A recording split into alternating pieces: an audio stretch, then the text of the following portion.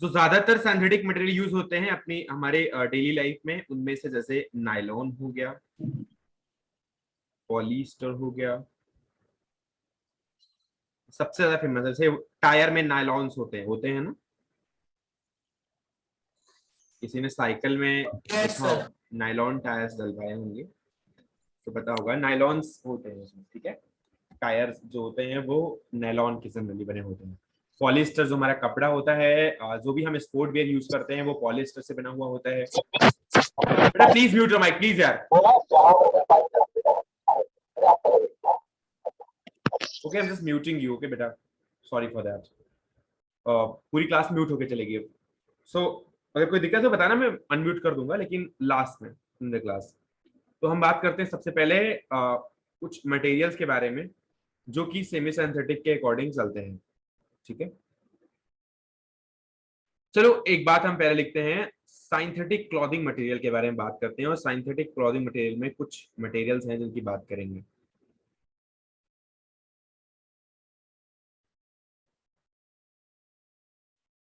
बेटा ये एक थ्योरी वाला चैप्टर है, इसमें बस नॉर्मल टेक्सटाइल है, थोड़ा बहुत याद भी करना पड़ेगा, कुछ ज्यादा समझने का नहीं है, तो you have to study about it by yourself also, but I will just teaching you. Rayon जो था,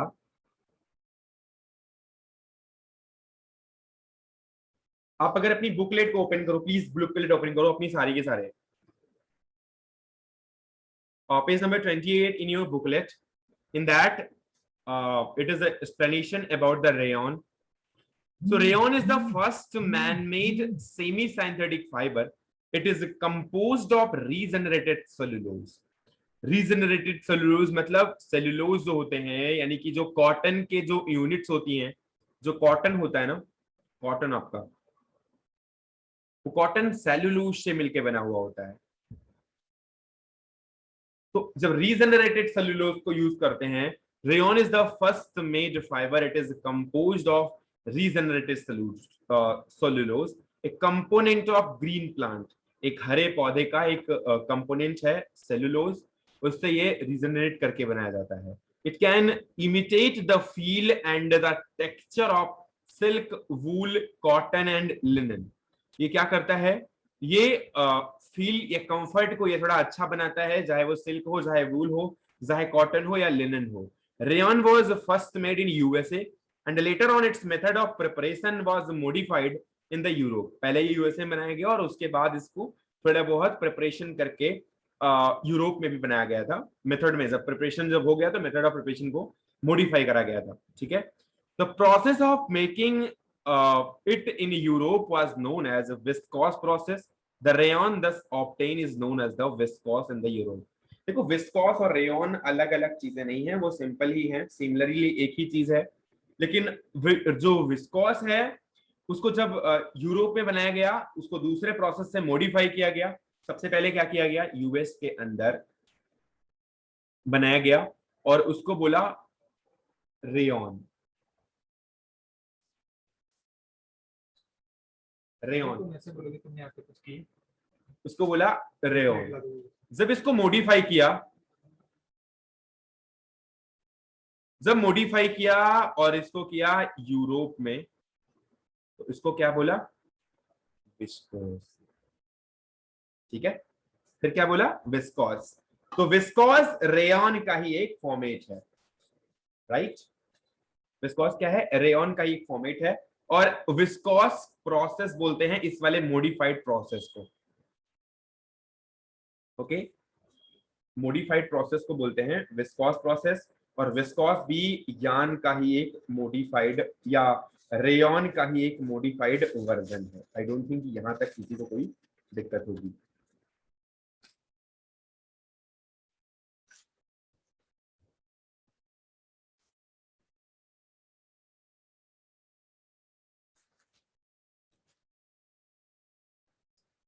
तो कुछ थोड़ा बहुत लिख सकते हैं इसमें। Rayon is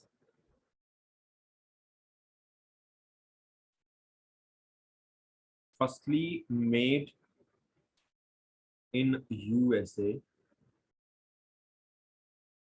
firstly, in USA, firstly made in USA, firstly made in USA, firstly made in USA,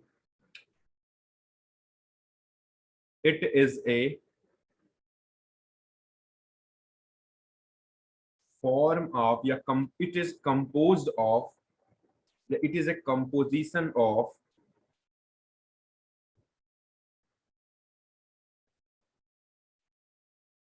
regenerated cellulose, right?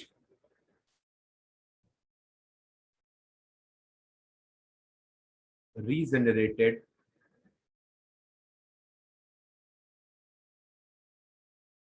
cellulose is a component of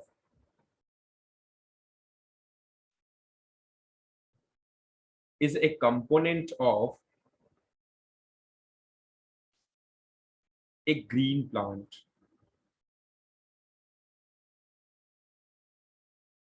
Okay,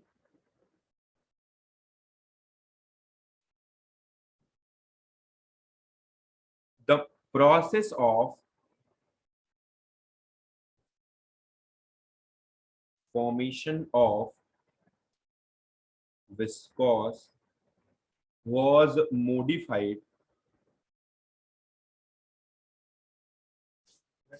The process of formation of yarn, yeah, formation process of formation of rayon was modified in the Europe, and modified process was called as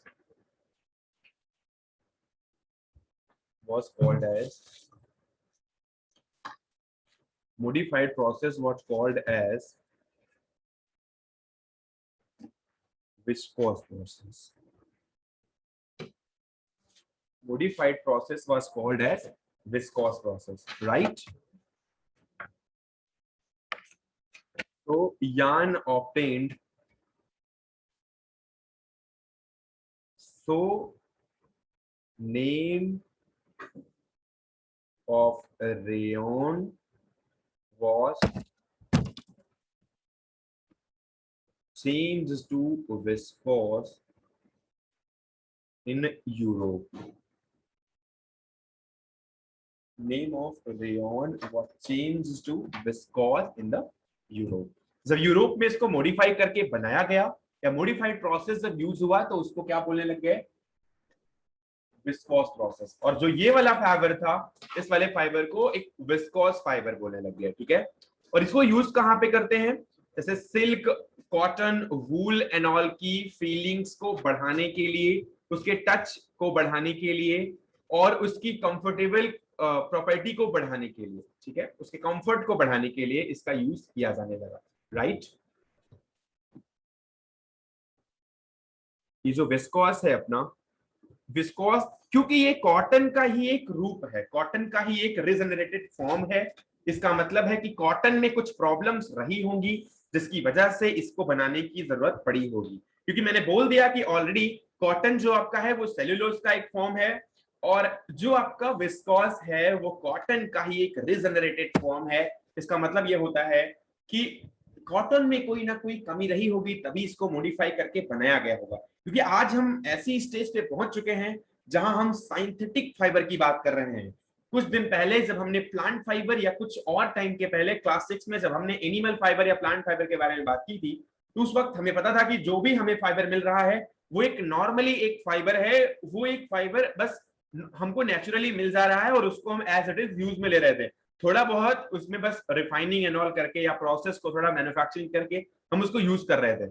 लेकिन हमें जरूरत क्यों पड़ी एक cellulose को या फिर एक कॉटन फाइबर को, जो हमें ऑलरेडी अवेलेबल था, उस फाइबर को बाद में मॉडिफाई करने की जरूरत क्यों पड़ी? जरूरत पड़ने का रीजन ही यही था कि उसमें कुछ ना कुछ कमी रही होगी।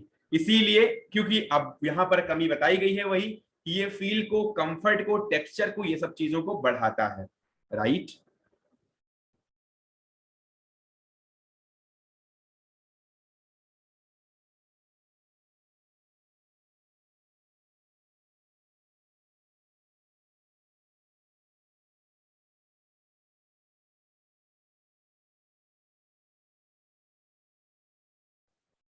Okay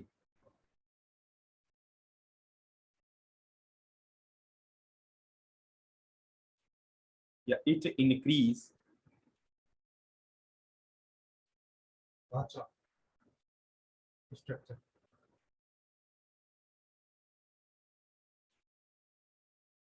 it's a textile term क्या इट्स अ टेक्सटाइल टर्म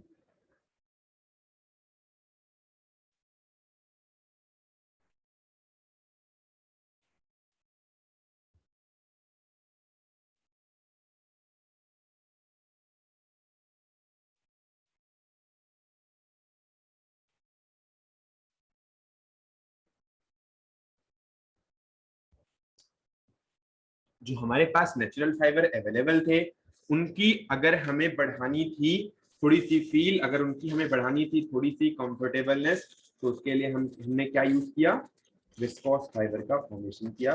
और विस्कोस फाइबर था जो समर्थ हुआ उस चीज को बढ़ाने में, राइट। आई थिंक हर किसी को समझ में आया होगा। Right it down please. Okay unmuting यार, अनम्यूटिंग, मजा नहीं आ रहा है सर।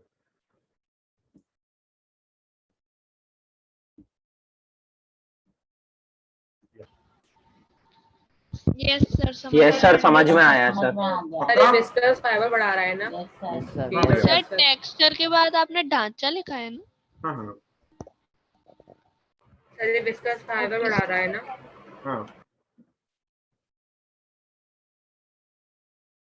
सर मतलब सर जो रेयॉन का नाम है वो विस्कस फाइबर चेंज हो गया था।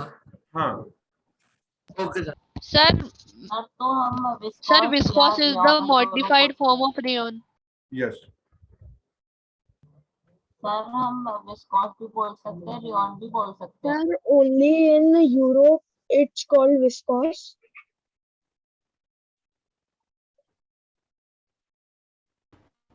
Sir, I'm audible. Yes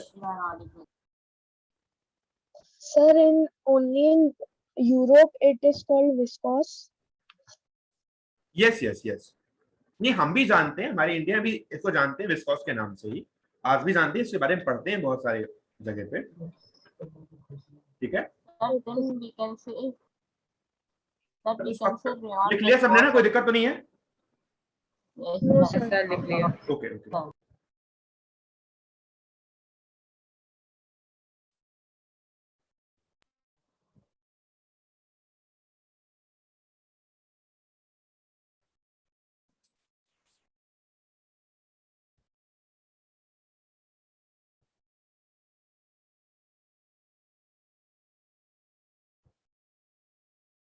method of preparation of rayon.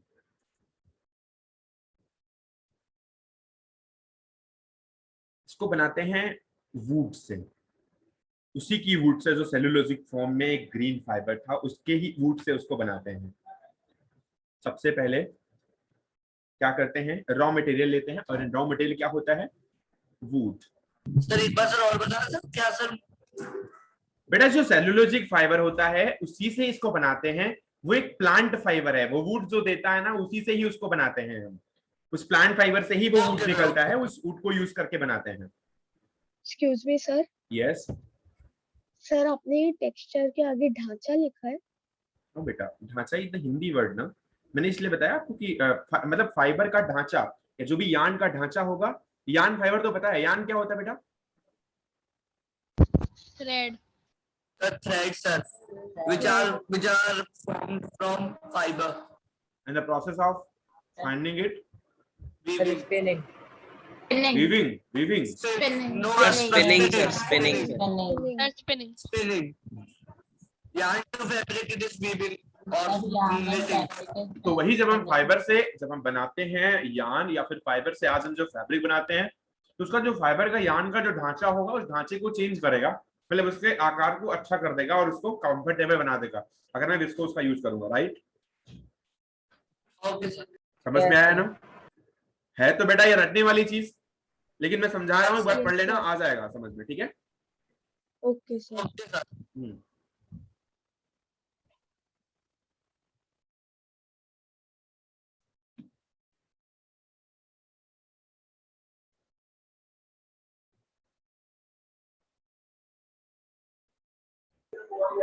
Sir आपकी आवाज नहीं आ रही। नहीं बोल रहा हूँ यार, कुछ नहीं बोल रहा हूँ। Okay sir. So your voice is not coming. नहीं बोल रहा हूँ यार, नहीं बोल रहा हूँ।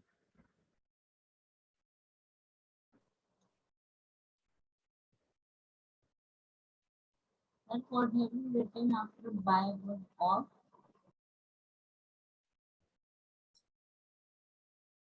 इसको रेजोनेटेड सेलुलोज के वुड से बनाया जाता है। वुड क्या होती है, लिख लिया? Huh?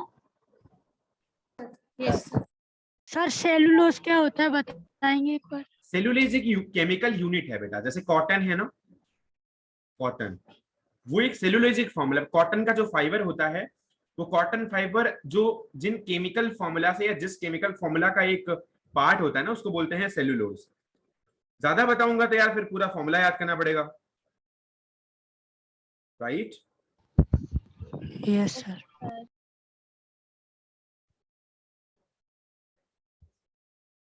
कि बता दूं? छोड़ो सर, आपकी मर्जी सर, आपकी मर्जी। सर टाइम वेस्ट होगा फिर मत बताओ सर। चलो एक लाइन लिख लो सेलुलोज के बारे में, एक लाइन लिख लो। Cellulose, it's a molecule of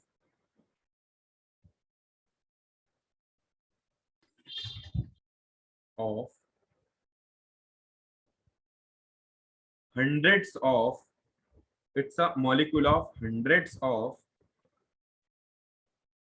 in fact thousands of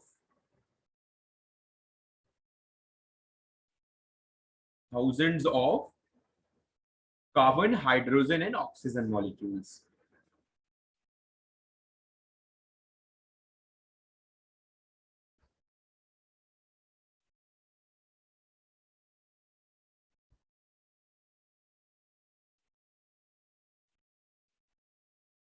बहुत सारी यूनिट्स मिलकर के या बहुत सारी छोटी छोटी यूनिट्स मिलकर के। सर वुड ऑफ के आगे क्या लिखा है आपने?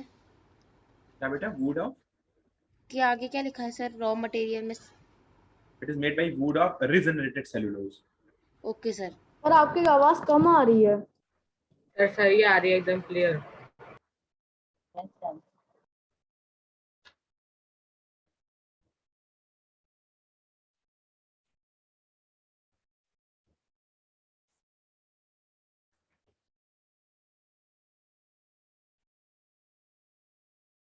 लिख लिया?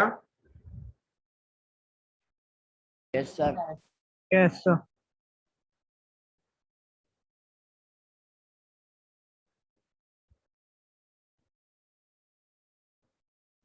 तो सेलुलोज होता है, बहुत सारी छोटी छोटी यूनिट्स होती हैं, मतलब हाइड्रोजन, कार्बन और ऑक्सीजन का बहुत ज्यादा मतलब पार्ट होता है जो एक दूसरे के साथ मिक्स करता है, यानी कि हजारों हाइड्रोजन और ऑक्सीजन और कार्बन एटम एक दूसरे के साथ मिक्स होकर के क्या बनाते हैं, एक सेलुलोज का फॉर्मेशन करते हैं, राइट? एक सेलुलोज फॉर्म हो जाता है। तो सेलुलोज क्या होती है? एक यूनिट होती है जो कि कॉटन एंड ऑल को बनाने में या फाइबर एंड ऑल को बनाने में यूज होती है। भाई हर चीज कोई ना कोई छोटी छोटी यूनिट से मिलकर बना हुआ होगा ना। आपको पता है कि आपका बॉडी भी छोटे छोटे मैटर पार्टिकल से मिलकर बना हुआ होता है, वैसे आपके अंदर स्किन्स हैं, तो वैसे फाइबर के अंदर भी कुछ ना कुछ मैटर होता है ना। तो वो जो मैटर होता है वो सेलुलोज से मिलकर बना होता है, राइट? ठीक है, कोई दिक्कत? Yes sir. No sir. Okay, तो हम बात करते हैं पहले तो कैसे हम प्रिपेयर करते हैं। It is made by would, ये फर्स्ट पॉइंट था बेटा। It is made by fibre cellulose से बनते हैं? नहीं बेटा, हर फाइबर सेलुलोजिक फाइबर नहीं होता है। बाकी फाइबर्स होते हैं, मैं कॉटन की बात स्पेसिफिकली कर रहा हूँ, वो सेलुलोजिक फाइबर होता है, विस्कोस सेलुलोजिक फाइबर होता है, और ये सब कुछ सेलुलोजिक फाइबर हैं। जैसे अब वुड है, जैसे मान लो वूल है, सिल्क है, वो एक सेलुलोजिक फाइबर नहीं होते हैं, ठीक है? Okay sir. हाँ, बात करते हैं रॉ मटेरियल में, हम दूसरे पॉइंट की बात करते हैं। ये वाला पॉइंट है ना, raw material use, it is made by would of regenerated cellulose. तो हम दूसरा पॉइंट बात करते हैं। सबसे पहले वुड लिया जाएगा, फिर we will change wood into wood pulp. बेटा वुड पल्प का मतलब होता है लकड़ी का गूदा. लकड़ी का गूदा मतलब उसको एक तरीके से गूंथ के रखते हैं, मतलब एक दूसरे में उसको मांझ के रखते हैं, मतलब एक समझ लो कि तोड़ के उसको बस बनाने के लिए यूज किया जाना है. ठीक है, राइट. सर अच्छे से मैच अरे Yes, sir. तोड़ देना मतलब तोड़ के छोटा कर देना, दैट इज गूदा. वुड पल्प लिखा है ना. हाँ. The wood pulp is changed into the viscose solution. Then wood pulp changed to viscose solution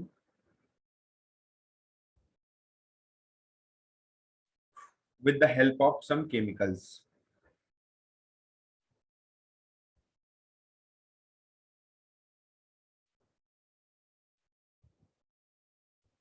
कुछ केमिकल्स का यूज करके उसको हम वुड पल्प में चेंज कर देते हैं. सबसे पहले क्या करते हैं, सेल्यूलोज लेते हैं. केमिकल रिएक्शन है बड़ी, अगर केमिकल रिएक्शन को रिएक्शन के फॉर्म में लिखूं तो इसको याद करना बहुत मुश्किल हो जाएगा, लेकिन बस इसीलिए इसमें लिखा गया है 8th क्लास में इतना बहुत है कि सेल्यूलोज को रिएक्शन करेंगे सोडियम हाइड्रोक्साइड के साथ यानी NaOH के साथ, सोडियम हाइड्रोक्साइड के साथ. बेटा थोड़ा बहुत तो याद करना ही पड़ेगा. NaOH के साथ रिएक्शन करेंगे तो एल्कली सेलुलोज बन जाएगा. सर ये आपने रिएक्शन बेटा एल्कली सेलुलोज का मतलब होता है अगर यहाँ पर सेल है और इसकी रिएक्शन हमने NaOH के साथ कर दी है तो यहाँ पर Na+ और OH- में टूट जाएगा. सेल का मतलब एक सेलुलोजिक पार्ट. ठीक है, अब इसकी मैंने रिएक्शन करी है NaOH के साथ तो ये Na+ में टूटेगा और OH- में टूटेगा. बताया है या नहीं बताया क्लास में मैंने? Yes sir. क्या सर बताया. जब Na+ और OH- टूटेगा तो ये सेलुलोज एल्कली सेलुलोज बनाता है, मतलब कि बेसिक मीडियम में जाएगा, मतलब कि OH इसके साथ अटैच हो जाएगा तो क्या होगा, सेलुलोज रह जाएगा और उसमें क्या हो जाएगा, अटैच हो जाएगा OH. ठीक है, मतलब सेलुलोज जो भी है उसमें कुछ ना कुछ एडिशन हो जाएगा और वो सेलुलोजिक हाइड्रोक्साइड बना देगा, मतलब वो बेसिक सोल्यूशन जाएगा. ठीक है, alkali cellulose. Right. Yes sir. Sir sir आपने सेकंड पॉइंट में इनटू के बाद क्या लिखा है?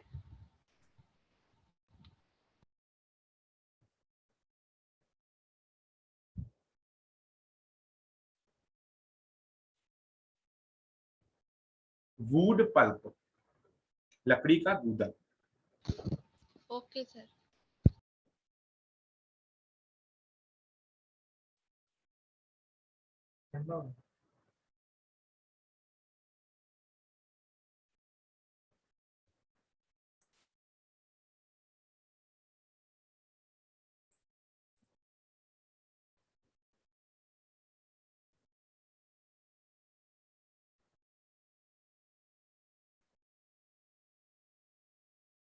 लिख लेना बेटा पहले.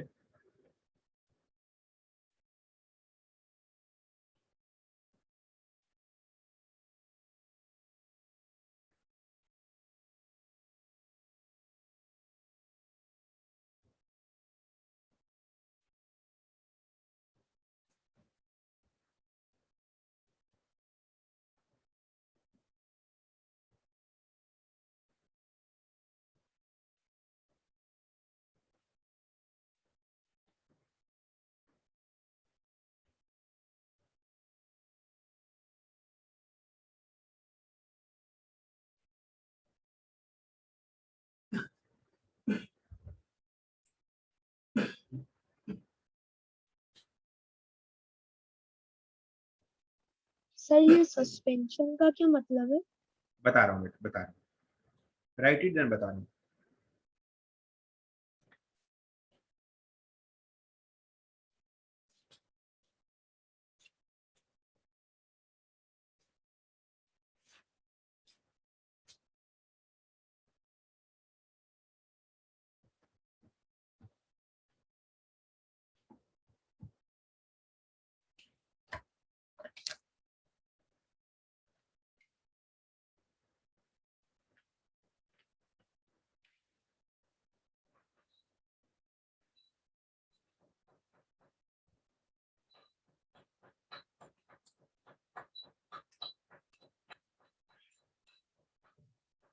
बेटा एक बात बताएं, हम बना रहे हैं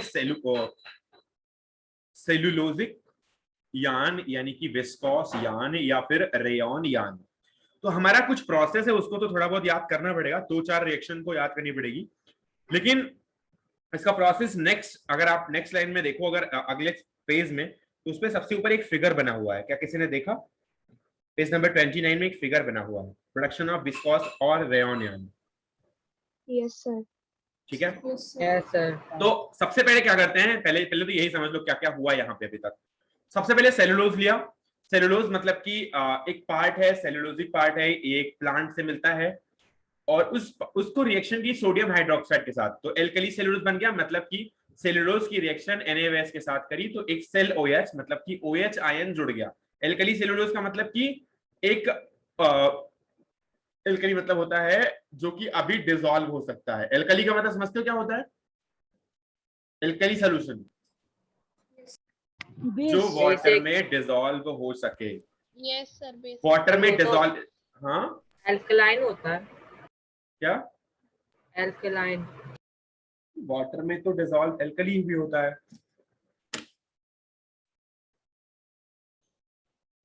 सर उसका सॉल्यूशन एल्कलाइन दूसरी चीज होती है। हाँ सर आपने बताया था कि जो सॉल्यूशन बन जाता है वो एल्कलीन होता है, लेकिन वो जो हम जिस चीज को मिला रहे हैं वो एल्कलीन।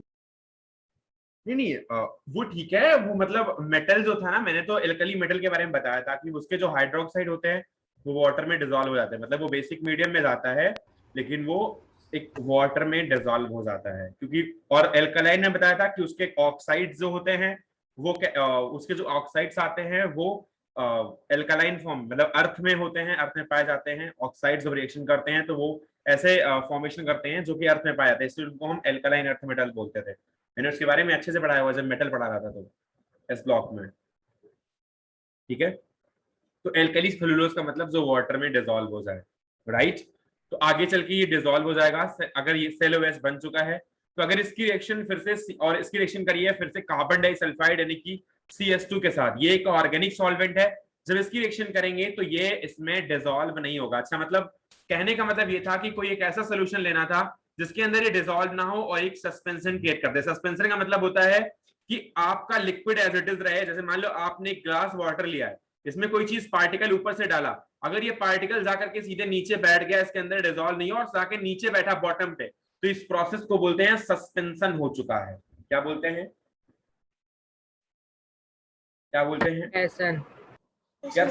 सस्पेंडेड मतलब होता है लटकते रहना, और सस्पेंशन मतलब होता है लटक के अंदर चला जाना, मतलब एकदम बॉटम पे जाके बैठ जाना। तो सस्पेंशन ये होता है कि जब कोई चीज आप डालो किसी भी लिक्विड के अंदर और वो सीधे जाकर के बॉटम पे बैठ जाए, इसका मतलब होता है सस्पेंशन हो चुका है। तो यहाँ पर सेलुलोजिक हाइड्रोक्साइड, जब इसको एल्कली सेलुलोज को डालते हैं कार्बन डाइसल्फाइड के सोल्यूशन में, ये होता है एक ऑर्गेनिक सॉल्वेंट है। क्या सॉल्वेंट पता है क्या होता है? Yes sir.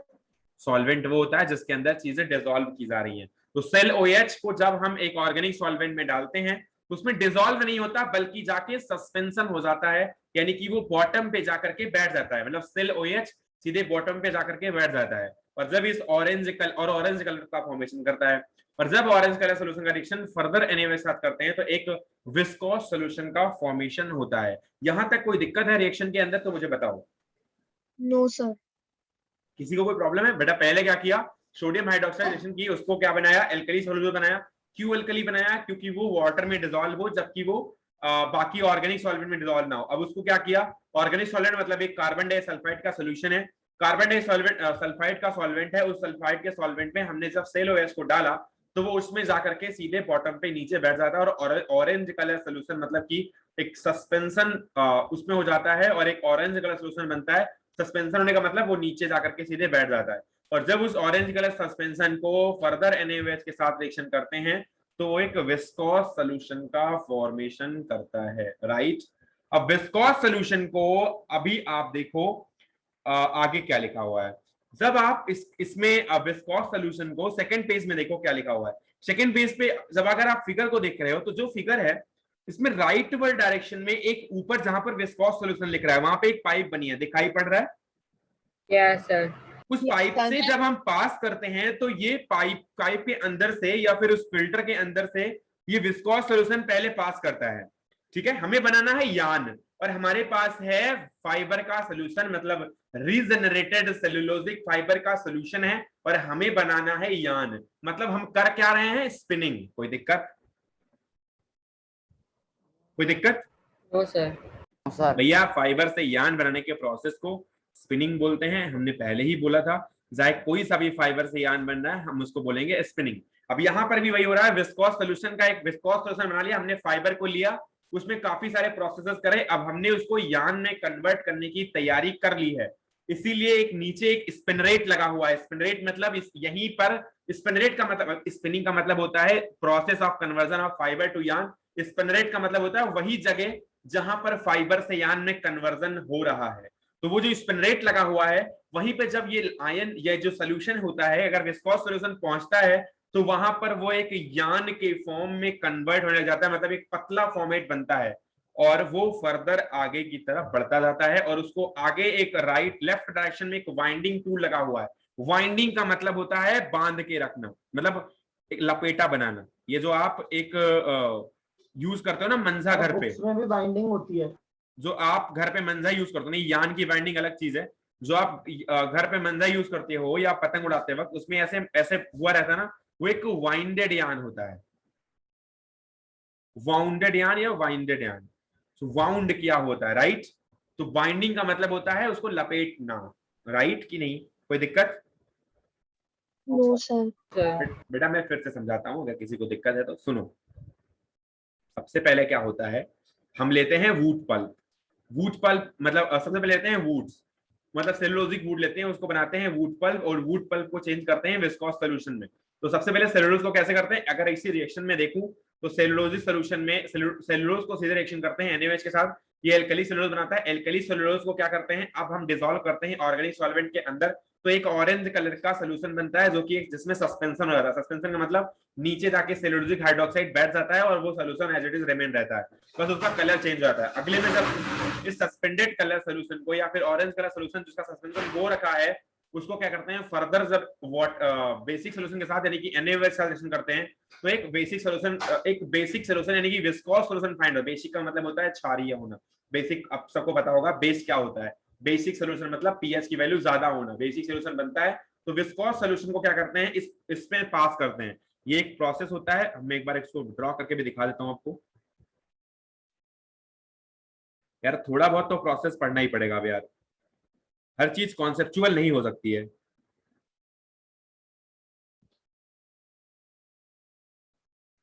लेकिन फिर भी मैं कोशिश कर रहा हूं कि चीजें ना याद करनी पड़े तो अच्छा है।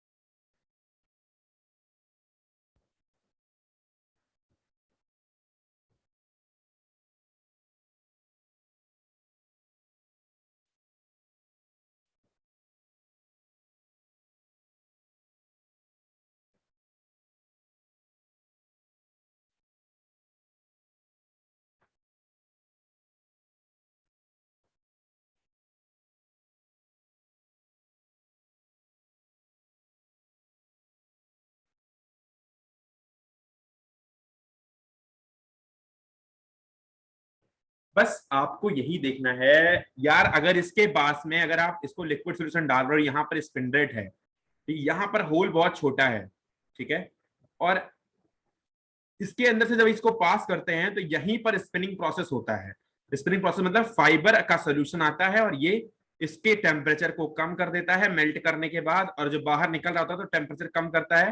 टेम्परेचर करते करते इसकी वैल्यू बस टेम्परेचर की घटती जाती है और ये सॉलिड फॉर्म में आ जाता है। मतलब लिक्विड में था, अभी हमारे पास लिक्विड सोल्यूशन था उसके पास, और वो क्या करता है उसके सोल्यूशन को सीधे टेम्परेचर कम करता है और ये इसको सॉलिड करने की कोशिश करता है। जब ये नीचे बाहर निकलता है तो एक वायर फॉर्म में कन्वर्ट हो जाता है, और वायर को बस ऐसे पास करते जाते हैं और एक वाइंडिंग यहाँ पर टूल होता है जो वाइंड करता है इसको, तो यहाँ पर वाइंडिंग हो जाती है, इसको बोलते हैं वाइंडिंग जोन। इसको सर बोलते हैं वाइंडिंग क्या? वाइंडिंग मतलब वो पूरा कॉइल जैसा रोल हो जाएगा। हाँ हाँ बिल्कुल बिल्कुल, उसका जो भी, अरे निकलेगा तो कहीं ना कहीं जाएगा तो ना यार। अगर मान लो ये बन रहा है यान, तो यान कहीं ना कहीं तो जाएगा ना, तो इसको वाइंड कर लेते हैं, हमेशा वाइंड करते हैं। टेक्सटाइल इंडस्ट्रीज में भी, टेक्सटाइल इंडस्ट्री में वाइंडिंग करने के लिए एक अलग सेक्शन बनाया गया होता है। मतलब उसके अंदर जब यान बनता है तो यान बनने के बाद उसकी वाइंडिंग की जाती है। क्या किया जाता है?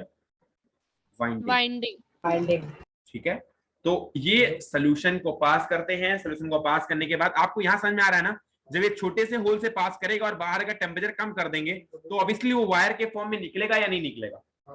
निकलेगा। यहाँ पर एक सोल्यूशन बना रहे हैं और यहाँ पर सोल्यूशन को हम पास कर रहे हैं एक छोटे से होल से। जब होल से निकलता है तो ये एक वायर के फॉर्म में आगे कन्वर्ट होता चला जाता है, और उस वायर को हम वाइंडिंग जोन में अपने अंदर लपेट लेते हैं, और वाइंडिंग जोन वो होता है जो उसको वाउंड करता है, राइट। तो यहां से क्या हो रहा है इसका, ये है प्रोसेस क्या, इनपुट जोन, ये है इनपुट जोन और ये है स्पिन रेट। सर इसके अंदर सल्फ्यूरिक एसिड है। बताएंगे वो सल्फ्यूरिक एसिड का प्रोसेस आ गया आपका, बताता हूँ मैं। यस सर, डायग्राम में दिया है। स्पिन रेट होता है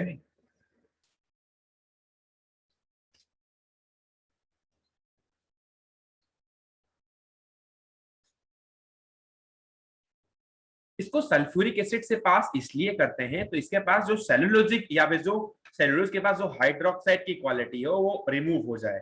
क्योंकि मैंने पहले क्या किया था, एक लिया था सेलुलोजिक फाइबर और उसको क्या किया था, बेस के साथ रिएक्शन, तो सेलुलोज और OH बनाया था। आपको बताया हुआ है पहले कि बेस को न्यूट्रलाइज करने के लिए एसिड ही काम में लाए जा सकते हैं। अगर आपका जो यान है वो बेसिक हो चुका है तो इसका मतलब है कि कोई ना कोई एसिड यूज किया जाना जरूरी है। तो जब एसिड का यूज करते हैं तो वो क्या करता है, उसकी बेसिक क्वालिटी को खत्म कर देता है, उसकी बहुत सारी प्रॉपर्टीज को चेंज करता है। क्योंकि अगर उसके पास हाइड्रोक्सिल आयन आ चुका है, अगर वो हाइड्रोक्सिल आयन के साथ रिएक्शन करके ClOH में कन्वर्ट हो चुका है, तो ऑब्वियसली अगर उसको एसिड के साथ कन्वर्ट करेंगे या एसिड के साथ रिएक्शन करेंगे तो रिएक्शन करके OH को डोनेट कर देगा, मतलब वाटर आयन देगा और OH वहां से हट जाएगा या नहीं? Yes sir. भैया Na+OH- की रिएक्शन हुआ करती थी, बहुत बचपन की बातें हैं, जब H+ और Cl- आया करता था रिएक्शन करने, तो यही वो H+ है, यही वो हाइड्रोजन आयन है जिसने हाइड्रोक्सिल को रिमूव किया था और वाटर बनाने में सहायता करी थी या नहीं करी थी? Yes sir. न्यूट्रलाइजेशन रिएक्शन वही होती थी जहां पर एसिड और बेस में रिएक्शन हुआ करती थी। एसिड क्या करता था, बेस के साथ रिएक्शन करके इसको न्यूट्रलाइज करता था, मतलब एक सॉल्ट बनाता था और सॉल्ट प्लस वाटर बनता था। और वो वाटर क्यों बनता था, क्योंकि वही H+ आयन था जिसने हाइड्रोक्सिल आयन के साथ रिएक्शन करके वाटर का फॉर्मेशन किया था। मतलब H+ और OH के बीच में रिएक्शन हुई थी और H2O इन्होंने बनाया था या नहीं? तो वही H2O आज काम आ रहा है। मतलब हमारे पास ClOH प्रेजेंट है क्योंकि ClOH के फॉर्म में है और यहाँ पर हाइड्रोक्सिल आयन अवेलेबल है। और अगर हाइड्रोक्सिल आयन अवेलेबल है तो अगर वो एसिड के साथ रिएक्शन करेगा तो वो हाइड्रोक्सिल आयन को डोनेट कर देगा वाटर के फॉर्म में, मतलब वहां पर वाटर बन जाएगा और हाइड्रोक्सिल आयन टूट जाएगा, राइट।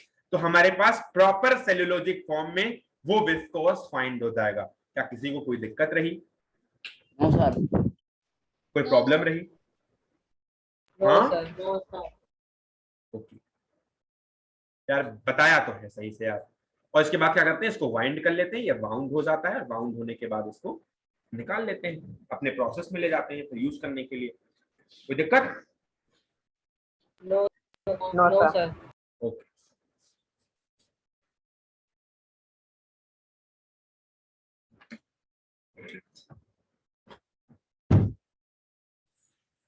लिखो फिर, जल्दी लिखो, बनाओ इसको। सर बना लिया। बना लिया? बस अब 2 मिनट बस। हाँ जल्दी।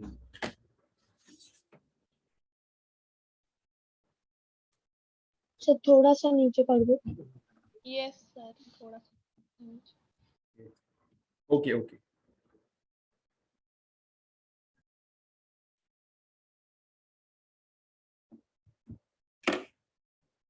कहीं गए थे आप? सर नीचे। सर नीचे कर दीजिए। सर नीचे आपने ऊपर कर सर दिया। आपने ऊपर कर दिया। कहीं बाहर गए थे आप?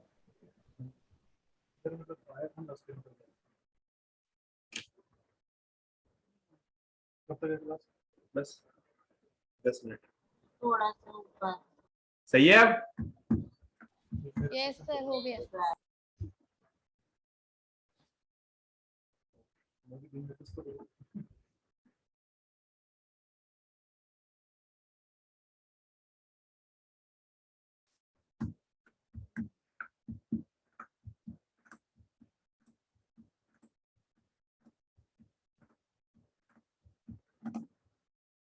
जैसा बना लिया। ठीक है, गुड। जब ये बन गया, अभी विस्कोस सोल्यूशन को क्या करा, जब विस्कोस सोल्यूशन को एक बार जो भी निकला हुआ है इसके साथ साथ इसको क्या करते हैं, विस्कोस सोल्यूशन को पास करते हैं एसिड के साथ, यानी H2SO4 यानी कि सल्फ्यूरिक एसिड के साथ। तो ये क्या करता है, प्रॉपरली बेस हट जाता है और सेलुलोज फिलामेंट दे देता है। ठीक है, जो बेस उसके साथ था वो हट जाता है और इससे हम टेम्परेचर को कम करके यान बना सकते हैं। ठीक है, आराम से टेम्परेचर कम ऑलरेडी हो ही चुका है यहाँ पर, और इसके साथ साथ हमने बस OH को हटा दिया, यानी कि जो हमारे पास बेसिक क्वालिटी रही उसको हमने हटा दिया और ये प्रॉपर तरीके से यान में कन्वर्ट हो गया। राइट, कोई दिक्कत? तो इस प्रोसेस को पूरा क्या बोलेंगे, spinning of Ring. Spinning of fiber to yarn. Spinning of rayon. Right, okay sir, okay. कोई दिक्कत? अगर साथ दोगे तो बहुत बड़ा चैप्टर नहीं है, और उसके साथ साथ अगर पढ़ते चलोगे तो सब कुछ कंफर्म होता जाएगा, नहीं तो बहुत दिक्कत हो जाएगी। सल्फ्यूरिक एसिड ही क्यों लिया? हाँ, सर हमने सल्फ्यूरिक एसिड ही क्यों लिया? कोई और एसिड ले लो, HCl ले लो, कोई दिक्कत नहीं है। सल्फ्यूरिक एसिड बहुत अच्छा एसिडिक एसिड एजेंट होता है, इसलिए उसको हम जल्दी ज्यादा लेते हैं। कोई एक एसिड लिया हुआ है इन्होंने, अगर एसिड HCl भी ले सकते हो, लेकिन वो एसिड फिर उतना स्ट्रॉन्ग होना चाहिए, जैसे HCl स्ट्रॉन्ग है तो ले सकते हो। ठीक है सर, और फिलामेंट क्या लिखा है आपने इधर? हाँ, सर फिलामेंट क्या लिखा है ये सेल्यूलोज के नीचे? फिलामेंट, फिलामेंट मतलब तार होता है यार, तार। अरे निकलता है तो वो वायर के फॉर्म में ही तो निकलता है ना, ये यान जो निकलता है, ये जो आपका मंजा है वो भी एक फिलामेंट ही है। Okay sir. ठीक है, अच्छा मैं आपको एक बहुत ज्यादा इंपॉर्टेंट बात बता रहा हूं, विस्कोस क्यों बेनिफिशियल है। एक तो ये साइंथेटिक फाइबर है, हमारे द्वारा बनाया गया फाइबर है, और हम इसका यूज स्ट्रेंथ में कर सकते हैं, इसकी स्ट्रेंथ अच्छी आएगी। पहली बात तो ये साइंथेटिक फाइबर है, इसकी स्ट्रेंथ अच्छी आएगी क्योंकि हम अपने अकॉर्डिंग इसकी स्ट्रेंथ को डेवलप कर सकते हैं। आप बताओ, अगर आप प्लास्टिक में को हीट कर देते हो, या प्लास्टिक को जब आप गर्म कर देते हो, या कोई भी घर में आपने पन्नी देखी हो, अगर आप उसको गर्म कर दो और वो सिकुड़ जाए फिर से, उसमें स्ट्रेंथ आ जाती है या नहीं आ जाती है? अरे यार, घर में पैकेट लाते होगे जिसमें सब्जी वब्जी लाते हो, उसको एक बार जला दो, जलाने के बाद देखो थोड़ी देर बाद उसमें स्ट्रेंथ आ जाएगी या नहीं? Yes sir. और वो एक गुठली टाइप का फॉर्म करेगा ना, एक पल्प टाइप का, तो यस सर। तो उसमें स्ट्रेंथ आएगी या नहीं? तो स्ट्रेंथ वैसे ही जब हम कोई साइंथेटिक मटेरियल बनाते हैं तो अपने अकॉर्डिंग उसका टेम्परेचर हम डिसाइड कर देते हैं और अपने अकॉर्डिंग हम उसको बना देते हैं, जिसकी वजह से उसमें स्ट्रेंथ आया, तो अपने अकॉर्डिंग हम जो भी मटेरियल डालना होता है वो मटेरियल डाल के उसकी स्ट्रेंथ को ज्यादा भी बढ़ा देते हैं। तो ऑब्वियसली जो सिंथेटिक फाइबर होते हैं या जो फाइबर ऐसे होते हैं जो हमारे द्वारा बनाए जाते हैं उनमें स्ट्रेंथ ज्यादा होती है। तो पहला कंडीशन तो ये है। दूसरी बात ये है कि अभी तक जो सिंथेटिक फाइबर अवेलेबल था, यानी पॉलिस्टर वगैरह जो है या फिर जो नायलॉन वगैरह है, उनमें एब्जॉर्प्शन अच्छा नहीं होता। यानी जो हमारे पास स्ट्रेंथ तो मिल जाती है, हम अगर सुबह मॉर्निंग में कपड़े पहन के जो जाते हैं, पैरासूट एंड ऑल जो भी हम पहन के जाते हैं, कई बार होता है ना कि लोअर वगैरह हम स्पोर्ट वाले खरीदते हैं, उसको पहन के जाते हैं रनिंग पे या मॉर्निंग वॉक पे, तो वो वाला क्या होता है, उसके बाद स्ट्रेंथ अच्छी आती है। अगर हम स्ट्रेचिंग करेंगे तब भी वो फटेगा नहीं जल्दी, और उस पर कंफर्ट भी नहीं, उतना समझ में भी नहीं आएगा, फील ज्यादा नहीं आएगा, उसका वेट भी कम होता है तो आपको ज्यादा फील नहीं आएगा उसका। मतलब एक ऐसे पन्नी चढ़ी हुई है बस ऊपर, आपको बहुत ज्यादा फील नहीं आता अगर आप स्पोर्ट वियर पहनते हो तो। होता है ना ऐसा? होता है ना भैया? Yes, sir. Yes, sir. अच्छा, Yes, sir. तो पहली बात तो स्पोर्ट्स वियर अगर है तो उसके पास स्ट्रेंथ अच्छी आती है। तो हम क्या करते थे, हमने स्पोर्ट्स वियर जो भी यूज करी, यार अपने अपने सारी वीडियो ऑन करो पहले, सारे के सर सारे आपने वीडियो। ये फिलामेंट के नीचे तार लिखा है? यस हाँ, सारे के सारे वीडियो ऑन करो बेटा, समझ में आ रहा है ना? हमने जो वायर बनाया मजबूत बनाया, हमने आज तक जो चीज बनाई मजबूत बनाई, या जो ह्यूमन ने बनाई वो मजबूत बनाया, जो नेचुरली मिला वो हमेशा मजबूत नहीं रहा। सही बात है? अरे यार, फाइबर जो हमने Yes, बनाया sir. या जो हमने मटेरियल खुद से बनाया, अपने अकॉर्डिंग हमने डिसाइड करके बनाया कि कैसे इसकी मजबूती चाहिए, उसके लिए मैं रिस्पॉन्सिबल था बनाने के लिए। और नेचर के लिए कौन रिस्पॉन्सिबल था? पता नहीं कौन था, पता ही नहीं चला आज तक, गॉड था या कोई और था। उन्होंने कितना बनाया, कितना मजबूत बनाया, क्या पता। लेकिन आज अगर मैं रोबोट बनाऊं तो क्या वो मरेगा? नहीं मरता है। लेकिन गॉड ने बनाया, लोग मर जाते हैं, उनकी एक कमजोरी होती है, वो थोड़े दिन बाद गड़बड़ हो जाते हैं। या नेचुरली जो भी चीज मिलती है वो चलो अच्छी होती है, लेकिन इसीलिए तो महंगा आता है। फाइबर जो, या जो यान आपको जो फाइबर नेचुरली मिलता है उससे जो यान बनता है या जो उससे कपड़ा बनता है वो महंगा होता है। महंगा जरूर होगा लेकिन उसकी जो लाइफ होगी वो कम होती है ना? गलत कह रहा हूं? तो हमारे पास स्ट्रेंथ, हमने जो बनाया उसमें स्ट्रेंथ ज्यादा है, लेकिन प्रॉब्लम यही होती है कि इसमें हम जो बनाते हैं उसमें एब्जॉर्प्शन अच्छा नहीं आता, क्योंकि वो हम उसको हीट करके बनाते हैं तो अच्छा एब्जॉर्प्शन नहीं मिल पाता। लेकिन जो एब्जॉर्प्शन का मतलब होता है आपके अंदर से स्वेटिंग हो और वो आपके कपड़े में एब्जॉर्ब हो जाए। तो ये आप चाहते हो ना कि आपके अंदर स्वेटिंग हो और कपड़े में एब्जॉर्ब हो जाए। अगर नहीं एब्जॉर्ब हुआ, कहीं पे आप पहन के गए, तो या तो स्पोर्ट्स वियर है, चलो एकदम से स्पोर्ट वियर है तो आपने मान लिया कि चलो हम मॉर्निंग वॉक पे गए, लेकिन अगर आप विस्कॉस पहन के अपने ऑफिस चले गए या फिर अपने क्लास में चले गए, तो आप क्या समझते हो, आपके आसपास चारों तरफ स्वेटिंग होने लग जाएगी। जो भी स्वेटिंग होगी वो समझ में आएगी लोगों को, आपका कपड़ा कुछ एब्जॉर्ब ही नहीं करेगा। तो हमारे पास स्ट्रेंथ भी चाहिए और एब्जॉर्प्शन भी चाहिए। तो जो विस्कोस फाइबर है या जो रेयन फाइबर है, इससे बनने वाला जो फैब्रिक होगा, उसके पास स्ट्रेंथ भी होती है और उसके पास एब्जॉर्प्शन भी होता है, मतलब वो एब्जॉर्ब भी कर सकता है। तो दोनों क्वालिटी की होने की वजह से हम इसका यूज ज्यादा करते हैं। ठीक है, तो ये हमारे पास बेनिफिट मिला इसमें। आपने अगर देखोगे तो tendency of absorption, absorb the moisture, आपके सेकंड चैप्टर में आप जो पेज नंबर 29 पे प्रॉपर्टीज लिखी हुई है उसके अकॉर्डिंग लिखा भी हुआ है, it has tendency to absorb the moisture because of its tendency to absorb the moisture. Rayon can absorb sweat, therefore it is generally preferred over the synthetic fiber in the summer. तो summer में हम synthetic fibre use करने के बजाय इसको use करना prefer करते हैं कि भैया हमें अगर हमारे स्वेटिंग होगी, पहली बात तो हमें मजबूती प्रदान करेगा वो, दूसरी बात अगर हमारे पास स्वेटिंग होगी तो वो हमारे स्वेट को भी या जो भी स्वेटिंग हो रही है उसको भी वो एब्जॉर्ब करता जाएगा, हमें प्रॉब्लम नहीं होगी। तो दोनों चीजें हमें मिल गई ना? कोई दिक्कत? आदित्य अग्रवाल, बहुत प्रॉब्लम है क्या यार तुमको? बोलो, सही चल रहा है? Yes, sir. देखते हैं।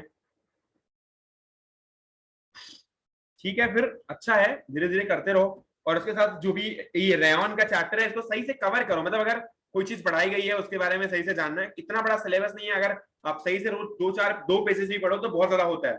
तो आप उसको सही से कम कवर तो रहे वो। एटलीस्ट केमिस्ट्री कितनी बड़ी है, 4-5 चैप्टर होंगे मैक्स टू मैक्स।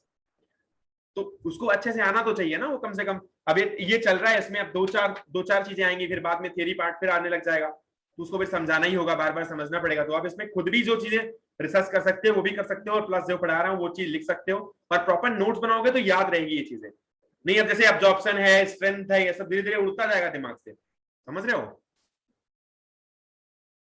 बोल रहा हूँ, पता नहीं समझ रहे हो कि नहीं समझ रहे हो यार। Yes sir. कहाँ समझ रहे हो यार, Yes, sir. बोलते ही नहीं। Yes sir. यस सर, समझ रहे हैं सर। जैसे समझ रहे हैं सर। देखते हैं यार, कोई दिक्कत तो नहीं है केमिस्ट्री में यार? No sir. No sir. समझ में आ रही है सर ना? एक बार समझ में आ, यस सर। यस सर, पूरा समझ में आ गया।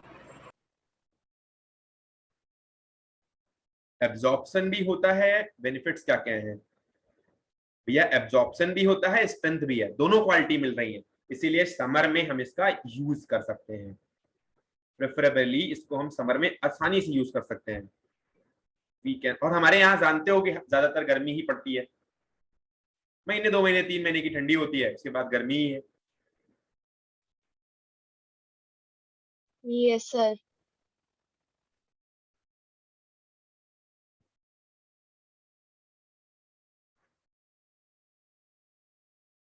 ठीक है बेटा? Okay sir. हर्षित जैन बढ़िया चल रहा है? Yes sir. Akshat Mishra, yes sir. Video on करो सारे के सारे यार, पढ़ रहे हो ना?